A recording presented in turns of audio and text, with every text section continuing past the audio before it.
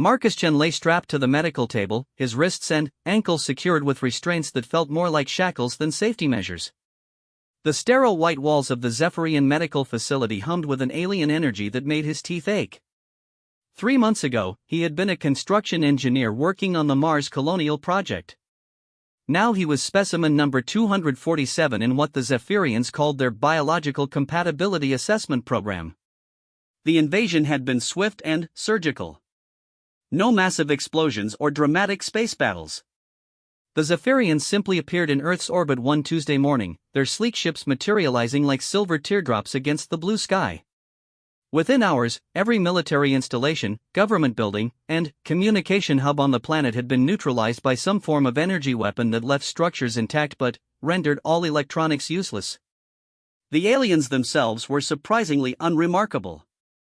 Tall, slender beings with pale blue skin and large dark eyes that seemed to hold depths of ancient wisdom. They communicated through a combination of soft clicking sounds and telepathic impressions that most humans found deeply unsettling. Their message had been simple and delivered simultaneously to every person on Earth: humanity was being evaluated for integration into the galactic collective. Marcus had been among the first batch of humans selected for what the Zephyrians termed enhanced biological optimization. The process, they explained through their human collaborators, would allow selected individuals to survive in the diverse environments found throughout the galaxy. It was presented as an honor, a chance for humanity to join a vast interstellar community. The reality was far different from the propaganda. Dr. Vexhari entered the room with the measured pace of someone who had performed this procedure countless times. Her movements were fluid and precise, each step calculated to minimize energy expenditure. She carried a tray of instruments that gleamed under the harsh overhead lights, their purpose unknown but undoubtedly unpleasant. Specimen 247, she said in accented English, her voice carrying the melodic quality common to her species. Today we begin the Neural Enhancement Protocol. This will allow for improved cognitive processing and enhanced resistance to psychological manipulation. Marcus had learned not to respond to their clinical terminology. The first few weeks, he had raged against the dehumanizing language, demanding to be treated with dignity and respect. The Zephyrians had listened with patient expressions before explaining that emotional outbursts were a primitive response that would be corrected through their enhancement procedures. Dr. Vexhari approached with a syringe filled with an iridescent blue liquid that seemed to move with its own inner light. The needle was longer than any Marcus had ever seen, clearly designed to penetrate deep into brain tissue. She had performed this injection on dozens of humans before him, each time with the same methodical efficiency. But today something was different. As she positioned the needle above the insertion point on Marcus's temple, her hand trembled almost imperceptibly. It was such a slight movement that a human observer might have missed it entirely. But Marcus had spent months studying every alien gesture, every subtle shift in behavior, looking for any advantage or opportunity. Dr. Vexhari's large dark eyes met his, and, for a moment, the clinical mask slipped. What Marcus saw there wasn't the cold indifference he had grown accustomed to, but something far more disturbing: guilt. She paused, the needle hovering just millimeters from his skin. Her breathing, usually so controlled and steady, became irregular. The hand holding the syringe developed a more pronounced tremor. "Is there a problem, doctor?" asked the security guard, a hulking Zephyrian whose role was to ensure specimens remained compliant during procedures. Dr. Vexhari straightened, her professional composure returning like armor sliding back into place. "No problem. Simply ensuring proper needle placement for maximum efficacy." But the pause had been enough. In that brief moment of hesitation, Marcus had seen something in her expression that changed everything he thought he knew about his captors. The Zephyrians weren't the unified, coldly logical collective they pretended to be. They had doubts. They had consciences. They had secrets. The injection proceeded as planned, the blue liquid burning through his nervous system like liquid fire. Marcus screamed until his throat was raw, his body convulsing against the restraints as alien chemicals rewrote his brain chemistry. But, even through the agony, he held on to that image of Dr. Vexhari's eyes, the guilt and uncertainty he had glimpsed there. When the procedure was complete, Dr. Vexhari cleaned and stored her instruments with mechanical precision. But, as she prepared to leave, she did something unprecedented. She approached Marcus's prone form and spoke in a voice so low it was barely audible. The resistance frequency is 847.2 MHz. Tell them the neural blocks can be circumvented through synchronized electromagnetic pulses. The words hit Marcus like a physical blow. A Zephyrian doctor, one of the aliens responsible for turning humans into compliant drones, had just provided him with information that could potentially save his species. Before he could react or respond, Dr. Vexhari had straightened and walked briskly from the room, leaving Marcus alone with questions that burned hotter than the alien chemicals coursing through his veins. Over the following days, as the neural enhancement took hold, Marcus noticed changes in his thinking patterns. Emotional responses became muted, replaced by cold logical analysis. The burning anger that had sustained him began to fade, replaced by a disturbing sense of acceptance regarding his circumstances. But the memory of Dr. Vexhari's words remained sharp and clear, as if protected by some inner firewall she had somehow installed along with her cryptic message. The resistance frequency. Neural blocks. Electromagnetic pulses. The information felt important, vital even, though he couldn't yet understand its full significance. The enhancement process continued for weeks. Each day brought new injections, new procedures, new attempts to reshape him into something that would serve the collective's purposes. Marcus watched other humans undergo the same transformation, their personalities gradually eroding until only hollow shells remained. Dr. Sarah Morrison, a brilliant physicist from MIT, had been reduced to a docile assistant who followed orders without question. Commander James Rodriguez, a decorated Marine officer, now spoke only in the clinical terminology preferred by their captors. One by one, Marcus watched the spark of human defiance die in his fellow prisoners' eyes. But Dr. Vexhari's secret message had given him something to fight for beyond mere survival. Each night, as he lay in his cell listening to the alien harmonics that filled the facility, he repeated her words like a mantra. The resistance frequency is 847.2 MHz. The neural blocks can be circumvented. He began to pay closer attention to the facility's operations, noting guard rotations, security protocols, and the locations of communication equipment.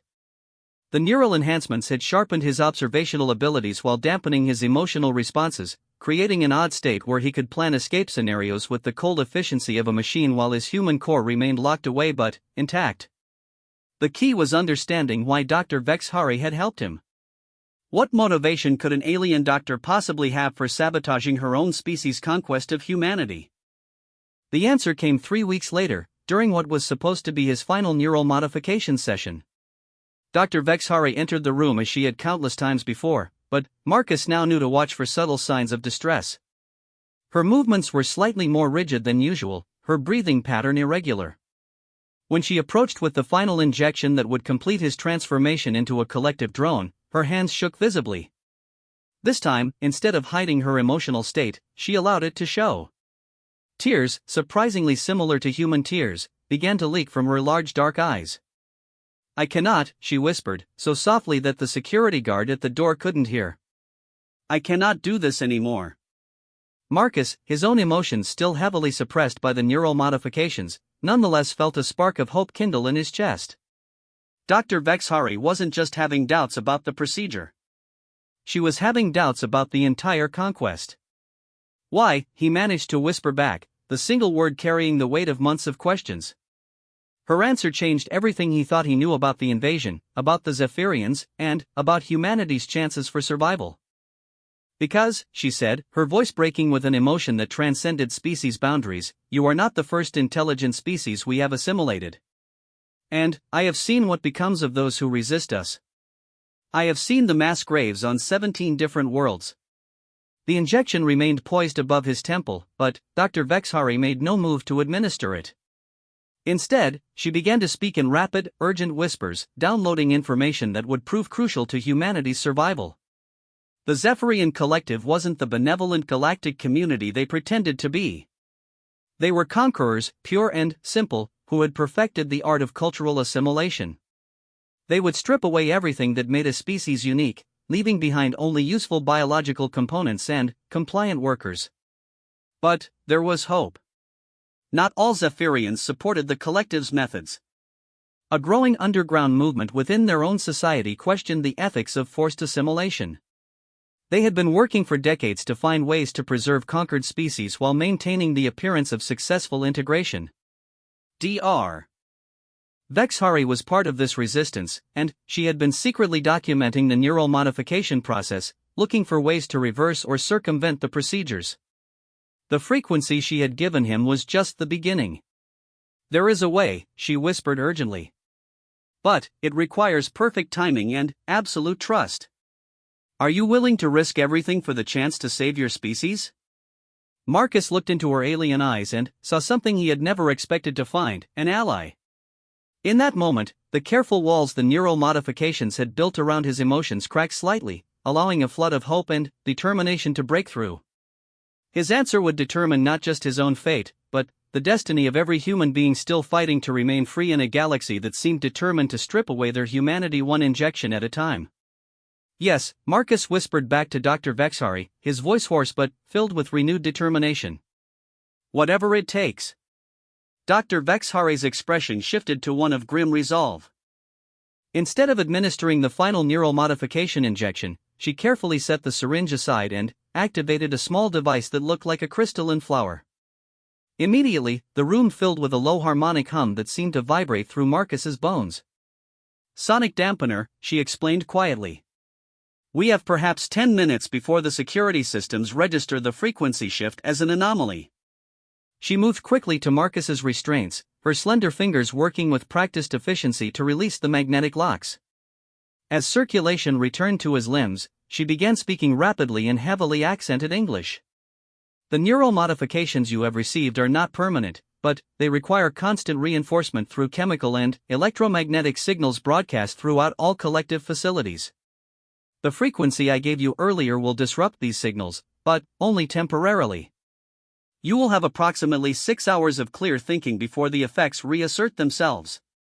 Marcus rubbed his wrists, feeling strength returning to muscles that had been inactive for weeks. 6 hours to do what? "To reach the central communications array and broadcast a warning to your remaining free populations. But, more importantly, to transmit the genetic markers that will make future humans immune to our assimilation techniques." She produced a data storage device that resembled a collection of interconnected silver threads. "This contains everything my resistance cell has learned about collective procedures over the past 2 centuries. Biological modification techniques, psychological manipulation protocols, and, most critically, the genetic sequences we target for neural compliance." The implications hit Marcus like a physical blow. "You're saying you can teach humanity how to become immune to your control methods? Not just immune. Invisible." Dr. Vexhari's dark eyes gleamed with something that might have been pride. "We have identified the specific genetic markers that allow for easy neural modification. If these sequences are altered through targeted gene therapy, collective scouts will classify modified humans as unsuitable for assimilation." She began removing equipment from hidden compartments around the medical bay, revealing the extent of her preparation for this moment. Emergency rations, communication devices, detailed facility maps, and something that looked like a weapon but hummed with the same alien energy that powered Zephyrian technology. "How long have you been planning this?" Marcus asked, accepting the gear she handed him. "Since I was assigned to this facility 18 months ago. I have performed neural modifications on 246 humans before you. I have watched your species fight with a tenacity and creativity that reminded me why I joined the resistance in the first place." Dr. Vexhari attached a small device to Marcus's temple. Immediately, the fog that had clouded his thinking for weeks began to clear. Emotions that had been suppressed by the neural blocks came flooding back: anger at his captivity, grief for fallen friends, and, most powerfully, an overwhelming determination to prevent other humans from suffering the same fate. "The device I just attached will provide temporary protection against collective broadcast signals," she explained. "But its power source is limited. You have perhaps 8 hours before it fails completely." They moved toward the door, but Dr. Vexhari suddenly stopped, her expression troubled. "There is something else you must know. Something that will change how your species views this conflict." Marcus waited, sensing that whatever she was about to reveal would be significant. The collective has been monitoring human development for over 3,000 years. Your species was targeted not because you pose a threat, but because of your unique psychological characteristics. What characteristics? Dr. Vexhari's voice became very quiet. Humans are the only known species capable of genuine altruistic sacrifice. Most intelligent life forms operate purely on logical self-interest, even when cooperating in groups. But humans routinely sacrifice their own welfare for others, including complete strangers. She gestured to the communication device she had given him. The Resistance has attempted to recruit members from 17 different conquered species. None have been willing to risk personal destruction for the sake of preserving another species' freedom. You are the first non-Zephyrian to accept such a mission. The weight of her words settled over Marcus like a heavy cloak. So this whole invasion is an attempt to harvest and weaponize human altruism. The collective believes that if they can understand and replicate your capacity for selfless action, they will become unstoppable as a military force. They slipped out of the medical bay and into the facility's main corridor. The walls were lined with what Marcus had initially assumed were decorative panels, but Dr. Vexhari's revelations made him see them in a new light. They were monitoring devices, constantly scanning for biological and psychological markers that indicated successful assimilation. As they moved through the facility, Dr. Vexhari continued her whispered briefing. The central communications array is located 7 levels above us. The route will take us through 3 security checkpoints and past the main holding areas where other human specimens are kept. We have to free them, Marcus said immediately. Dr. Vexhari stopped walking and fixed him with an intense stare.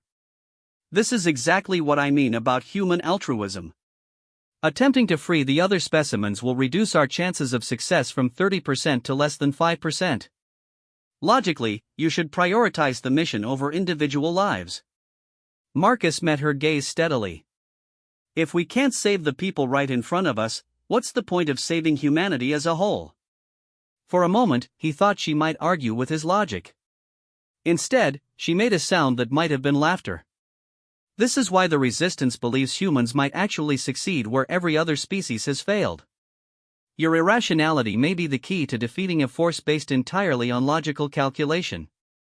She handed him another device, this one resembling a crystalline tuning fork. Emergency Neural Disruptor. It will temporarily restore cognitive function to modified humans within a 50-meter radius. But, using it will alert every security system in the facility to our location.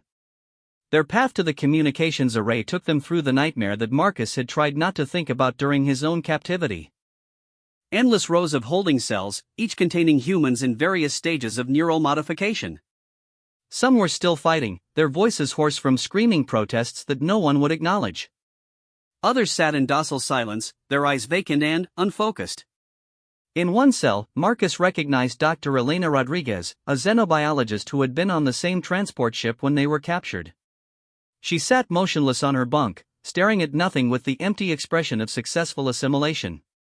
Can she be saved? He asked. Dr. Vexhari checked a scanner that monitored the electromagnetic signatures of nearby neural implants. Possibly. Her modification process appears to be incomplete. But any attempt to reverse the neural blocks will cause significant discomfort and possible permanent damage. Marcus activated the emergency neural disruptor without hesitation. The effect was immediate and dramatic. Throughout the holding area, humans who had been sitting in docile compliance suddenly began screaming, clutching their heads as suppressed memories and emotions came flooding back. Emergency alarms began blaring as security systems registered the massive disruption in neural control signals. Dr. Elena Rodriguez was among those who responded to the treatment. She looked around in confusion for several seconds before her gaze fixed on Marcus. Marcus? What's happening? Where are we? We're getting out of here, he told her, using the alien weapon Dr. Vexhari had given him to melt the lock on her cell door. Can you move? Elena nodded shakily, but her eyes were already becoming more focused and alert. Around them, other humans were beginning to emerge from their cells, their faces showing the same mixture of confusion, fear, and growing anger. Dr. Vexhari watched the chaos with what might have been admiration. 17 species, she said quietly. 17 different forms of intelligent life, and none of them would have made the choice you just made. Heavy footsteps echoed through the corridor as collective security forces responded to the alarm. Dr. Vexhari handed Marcus a second weapon and began herding the freed humans toward an emergency stairwell. The communications array is still 6 levels up, she said. But now we will be fighting our way there instead of sneaking. Marcus looked at the growing group of humans rallying around them. Some were scientists, others were military personnel, and several were civilians who had been in the wrong place at the wrong time when the invasion began. All of them shared the same expression of determined fury. "How many Zephyrians are stationed in this facility?" he asked. "Approximately 200, plus automated defense systems." Elena Rodriguez, who had found a piece of metal pipe to use as a weapon, actually smiled. 200 aliens versus a bunch of angry humans with nothing left to lose. I like our odds. Dr. Vexhari's expression suggested she didn't share Elena's optimism, but she led them up the stairwell nonetheless. As they climbed, she continued providing tactical information about the facility's layout and security measures. But Marcus found himself thinking about her earlier revelation regarding human altruism. If the collective was right about humanity's unique psychological characteristics, then perhaps their standard tactical calculations were flawed when applied to human opponents. The Zephyrians had spent 3,000 years studying human behavior, but they had been observing from the outside, analyzing humanity as a curiosity rather than understanding what drove that behavior. They saw the altruistic actions but missed the deeper motivation behind them. As the first exchange of weapons fire echoed from above, Marcus realized that the aliens were about to learn something important about human psychology. When humans fought for others rather than themselves, they didn't just become unpredictable. They became unstoppable. The battle for the communications array became a running firefight through 7 levels of alien architecture. Marcus had expected the Zephyrians to mount an organized defense, but their tactical responses seemed confused and disjointed, as if they couldn't quite process what was happening. Dr. Vexhari provided insight as they took cover behind an overturned transport container. Collective military doctrine assumes that enslaved populations will remain docile once neural modification begins. They have no protocols for dealing with large-scale resistance from partially modified subjects. The freed humans had organized themselves with the efficiency of people who had nothing left to lose. Elena Rodriguez used her xenobiology knowledge to identify weak points in Zephyrian defensive positions. Former Marine Sergeant Torres coordinated tactical movements despite having undergone weeks of neural suppression. Dr. Kim, a surgeon from Seoul, treated injuries with improvised medical supplies while maintaining a running commentary on alien physiology. What struck Marcus most powerfully was how quickly the group had bonded. These people had been strangers before their capture, united only by their species and their shared suffering. But the act of fighting together for their freedom had forged connections that felt deeper than friendship. "This is what they don't understand," he told Dr. Vexhari as they prepared for the final assault on the communications level. "They think human altruism is just biological programming. But it's actually a choice we make over and over again." The Zephyrian doctor studied the humans around them with an expression that mixed scientific fascination with genuine fondness. "My resistance cell will want to study this phenomenon in detail. If we can understand how humans forge these bonds so quickly, perhaps we can teach other species to resist assimilation through similar psychological mechanisms." The final level proved to be heavily defended. Collective forces had established a perimeter around the communications array using automated weapons platforms and energy barriers that could slice through metal like paper. The air crackled with defensive fields that made Marcus's modified neural implants ache with each step forward. "How long do we have before reinforcements arrive?" Elena asked, checking the charge on her captured alien weapon. Dr. Vexhari consulted a scanner that monitored collective communication frequencies. 30 minutes before additional security forces reach this level. But the real deadline is the data transmission itself. If we cannot access the communications array within the next 15 minutes, the opportunity will be lost. She explained that the collective maintained strict communication schedules with their fleet in orbit. Earth's resistance movements would need advance warning to prepare for the genetic modification techniques that could protect future generations of humans. Marcus studied the defensive positions ahead of them. The Zephyrians had clearly expected to hold this area indefinitely. Their automated systems were designed to repel sustained assault by large numbers of attackers. But they seemed unprepared for the kind of creative problem-solving that humans excelled at when working together. "Torres, can you create a distraction on the left flank?" he asked the former Marine. "Elena, I need you to analyze those energy barriers. There has to be a way to overload them." Dr. Kim raised her hand tentatively.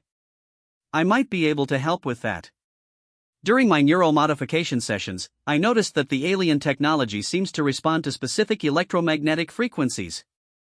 If we can generate the right signal." What followed was a display of human ingenuity that would have been impossible if any single person had been working alone. Torres used his military experience to coordinate suppressing fire that forced the automated defenses to focus their attention away from the main assault route.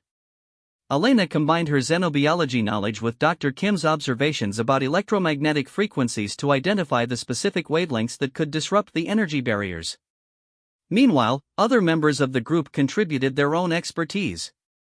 Dr. Patel, a nuclear physicist, jury-rigged power sources from damaged alien equipment. Civilian engineer Sarah Chen used her construction background to identify structural weak points in the defensive emplacements. Dr. Vexhari watched this coordination with something approaching awe. "I have observed military operations conducted by 7 different species. None of them could have adapted so quickly to changing battlefield conditions." The breakthrough came when Elena realized that the energy barriers operated on the same frequencies that the Zephyrians used for neural control. By modifying the emergency neural disruptor that Dr. Vexhari had provided, they could create a cascade failure that would bring down the entire defensive grid. "There's just one problem," Elena explained as she made final adjustments to the device.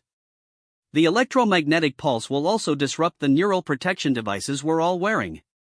We'll be vulnerable to collective control signals for several minutes after the barriers fall." Marcus looked around at the faces of his fellow humans. He saw fear there, but also determination that wouldn't be shaken by the prospect of temporary vulnerability. "Do it," he said simply. The pulse that brought down the energy barriers also sent waves of disorientation through every human in the group. For several long minutes, they struggled against renewed neural suppression as collective control signals tried to reassert dominance over their modified brain chemistry. But the humans pressed forward anyway, fighting through the mental fog with the same stubborn refusal to surrender that had characterized their species throughout history. They reached the communications array while still partially disabled, their movements clumsy and their thoughts clouded, but their determination intact. Dr. Vexhari connected her data storage device to the central transmitter while the others held the defensive perimeter. The upload would take several minutes, during which time they would be completely exposed to counterattack. As if summoned by their vulnerability, collective reinforcements finally arrived. Fresh troops poured into the communications chamber, their weapons charged and their tactics precisely coordinated. Unlike the confused response they had encountered earlier, this was professional military efficiency designed to overwhelm through superior firepower and numbers. The battle that followed was unlike anything Marcus had experienced.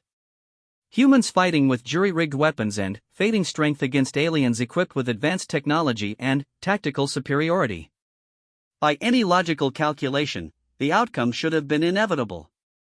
But logic didn't account for the fact that each human was fighting not just for their own survival, but for the future of everyone they had ever cared about. When Torres fell to energy weapon fire, Dr. Kim picked up his weapon and continued the fight despite having no military training. When Sarah Chen was wounded by shrapnel, Elena dragged her to safety while maintaining suppressing fire with her free hand. Dr. Vexhari worked frantically at the communications console, her slender fingers flying over alien controls as data transmission percentages slowly climbed. 60%. 70%. Each percentage point represented hope for millions of humans still fighting on Earth's surface. 85%, she called out over the sounds of battle. The genetic immunity protocols are almost fully transmitted. Marcus found himself back-to-back with Elena, both of them firing captured alien weapons at approaching collective forces. Around them, the surviving humans maintained a defensive circle that contracted with each casualty but never broke completely. You know, Elena said during a brief lull in the fighting, if we survive this, we're going to have some interesting stories to tell our grandchildren. When we survive this, Marcus corrected her, surprised by his own certainty. The transmission completed just as their ammunition ran low and their defensive perimeter began to collapse. Dr. Vexhari announced the successful upload with the same calm professionalism she had shown during countless medical procedures. The immunity protocols have been transmitted to 17 resistance cells on Earth's surface. Human genetic modification can begin within weeks. She paused, then added something that transformed exhausted faces into expressions of amazement. I have also transmitted the location coordinates of every collective facility in this solar system, along with detailed information about their defensive capabilities and strategic weaknesses. The Zephyrian forces had stopped advancing, apparently receiving new orders through their own communication systems. Dr. Vexhari listened to their tactical frequencies and translated for the humans. Collective Command is ordering a strategic withdrawal from Earth's surface. They are classifying humanity as a high-risk assimilation target and recommending containment rather than integration. Marcus stared at her in disbelief. You mean we won? Not yet. But you have achieved something more important than victory. You have proven that species with sufficient determination can resist collective assimilation techniques. My resistance cell estimates that within one generation, this information will reach 47 different enslaved species throughout the galaxy. Elena laughed despite her exhaustion. So we didn't just save humanity. We started a galactic revolution. Dr. Vexhari's expression became very serious. The collective will not abandon Earth entirely. They will maintain monitoring stations and attempt to develop new assimilation techniques specifically designed for human psychology. This conflict is far from over. She gestured to the communication equipment they had just used. But you have given your species something invaluable. Time to prepare. Knowledge to protect yourselves. And, most importantly, proof that resistance is possible.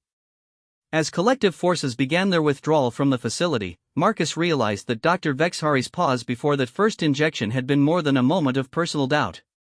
It had been the first crack in his system that had conquered 17 different species. The humans gathered around the communication console, wounded but victorious, exhausted but alive. They had entered the facility as test subjects and prisoners. They were leaving as soldiers in a war that would span the galaxy. And, for the first time since the invasion began, Marcus genuinely believed that humanity would not just survive the collective's attention. They would teach the rest of the galaxy how to be free.